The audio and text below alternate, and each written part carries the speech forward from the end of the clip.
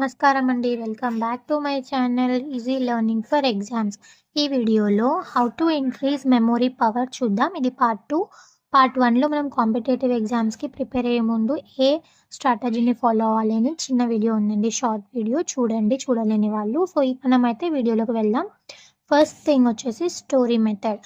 ఏదైనా కానీ మనం చదివేదాన్ని మనం స్టోరీ లాగా చదువుకుంటూ ఉంటే ఎక్కువ రోజులు గుర్తుంటుందండి.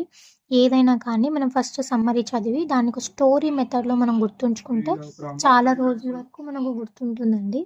అండ్ సెకండ్ వన్ వచ్చేసి మనకు రైటింగ్ అనమాట. అంటే right briefly.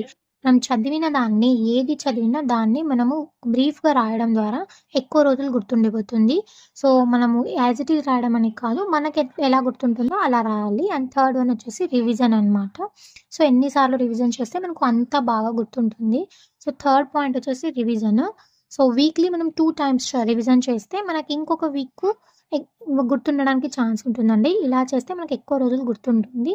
So next part కోసం స్టే ట్యూన్.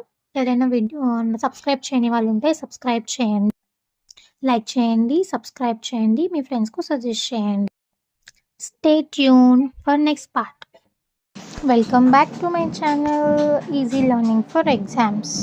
ఈ వీడియోలో మన మెమొరీ పవర్ని ఎలా ఇంక్రీజ్ చేసుకోవాలో పార్ట్ 3 చూద్దాం. First one, explain with your friends. మనం ఫ్రెండ్స్తో ఎక్స్ప్లెయిన్ చేయడం ద్వారా మనకి ఎక్కువ రోజులు గుర్తుంటుంది, అలాగే ఎక్కువసేపు మైండ్లో ఉంటుంది, మర్చిపోకుండా ఉంటాం.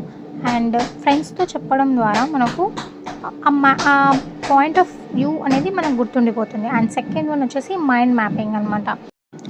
సో మనం ఎక్కువ మ్యాటర్ని తక్కువలో కవరప్ చేసి మైండ్ మ్యాపింగ్ ద్వారా ఎక్కువ రోజులు గుర్తుంటుంది, అలాగే ఆ పిక్చర్ అనేది మన మైండ్లో అనేది ఉంటుంది అనమాట. అండ్ థర్డ్ వన్ వచ్చేసి ఇమాజినేషన్ మన మైండ్లో మన మైండ్లో అనేది మనకు ఇమాజిన్ చేసుకుంటూ ఉండాలన్నమాట. సో ఈ 3 ఫాలో అయితే మనకి ఎక్కువ రోజులు గుర్తుంటుంది, అలాగే మర్చిపోకుండా ఉంటాము. Like and subscribe.